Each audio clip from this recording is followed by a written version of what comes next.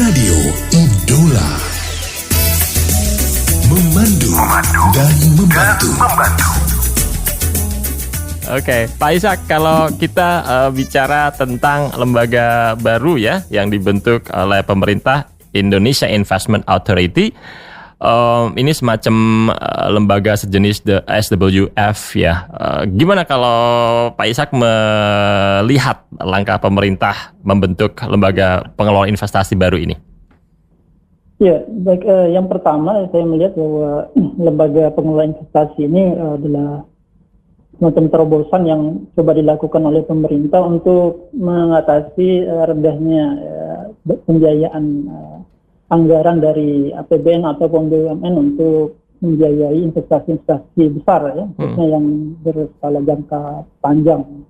Karena selama ini kita terbentur pada keterbatasan dana APBN dan juga dana BUMN yang permodalannya relatif terbatas yang mengandalkan pasar modal dan pinjaman perbankan. Saya kira mungkin kalau ini bisa dioptimalkan ini, maka sumber investasi di Indonesia bisa akan lebih meningkat. Artinya apakah kalau betul-betul dimaksimalkan ini bisa betul-betul bisa menjadi solusi dalam pembiayaan APBN kita yang selalu defisit? Iya, tapi idealnya seperti itu ya, karena di pemerintah menjanjikan bahwa akan banyak investor-investor asing ya, misalnya dari dana-dana SWF dari Timur Tengah ataupun dari Amerika yang akan investasi ke lembaga ini.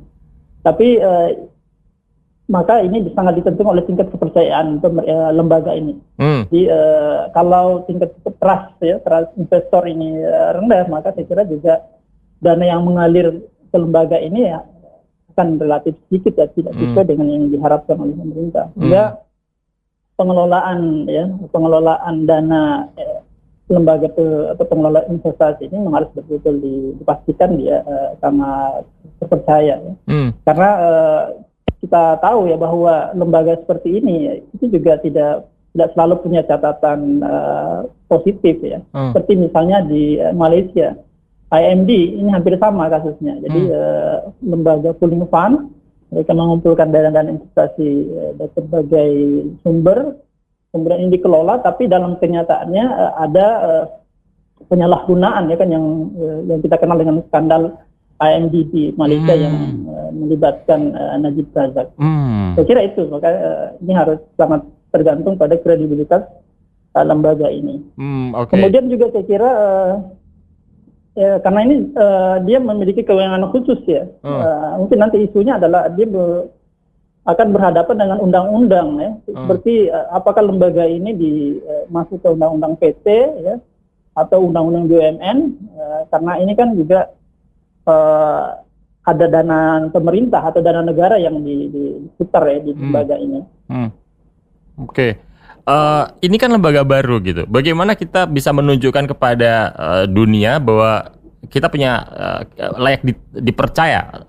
Faktor apa yang untuk mengatakan trust-nya ada gitu?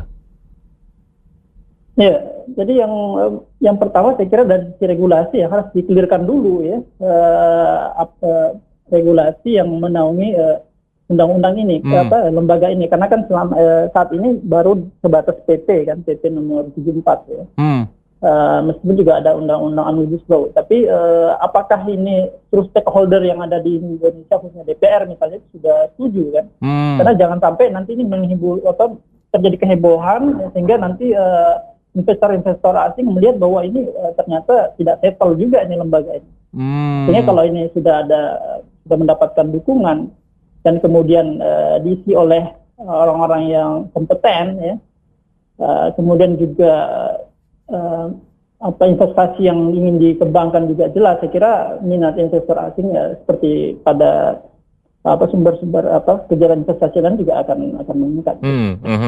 Kalau amatan Anda sejauh ini gitu,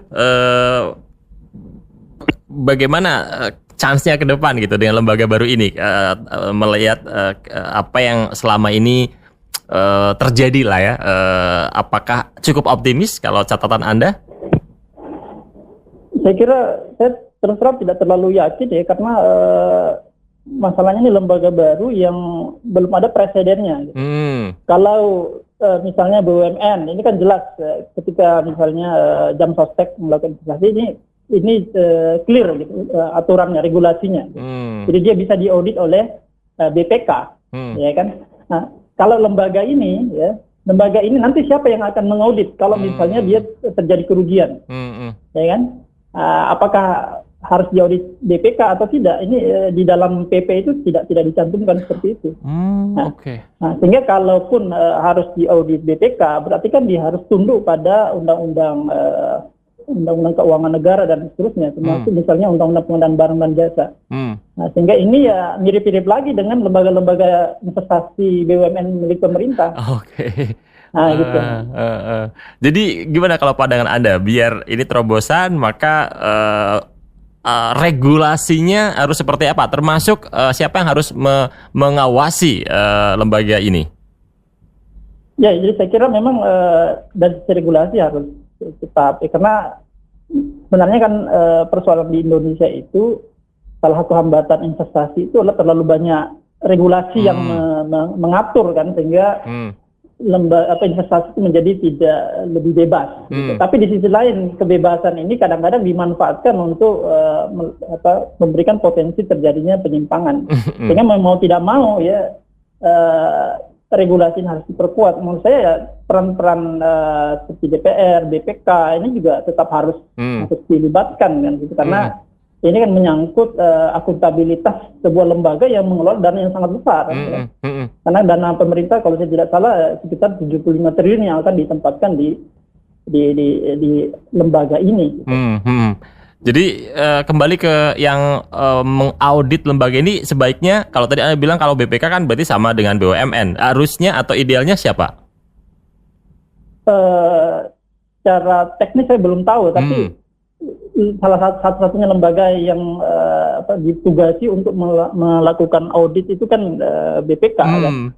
Nah, sehingga harus kalau misalnya ada kewenangan khusus atau yang berbeda dengan lembaga-lembaga yang lain, maka harus ada aturan kan, ada regulasi yang melakukan pengkhususan bahwa misalnya ini boleh tidak diaudit oleh BPK gitu. Ya ini jelas, yang penting ada kejelasan, kepastian ya. Saya kira kalau tidak jelas, maka investor juga akan lihat, wah jangan-jangan nanti ini akan bermasalah seperti IMDb yang seperti saya katakan tadi itu. Ya. Baik. Harapan kita terobosan yang betul-betul efektif gitu ya, dengan memperkuat regulasinya sehingga trust ada dan bisa betul-betul menghimpun dana untuk menutupi kekurangan yang ada. Pak Ishak, terima kasih untuk penjelasannya. Sama-sama Mas Dani. Sampai jumpa. Sampai jumpa. Researcher dari Core Indonesia, Muhammad Ishak. We've got the spirit. Radio Idola.